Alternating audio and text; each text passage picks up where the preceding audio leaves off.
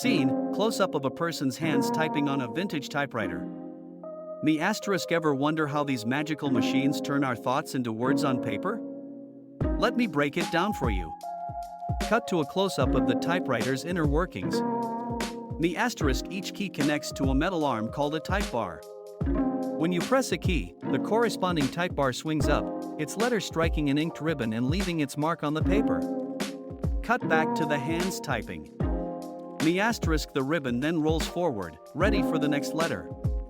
And that satisfying click-clack sound?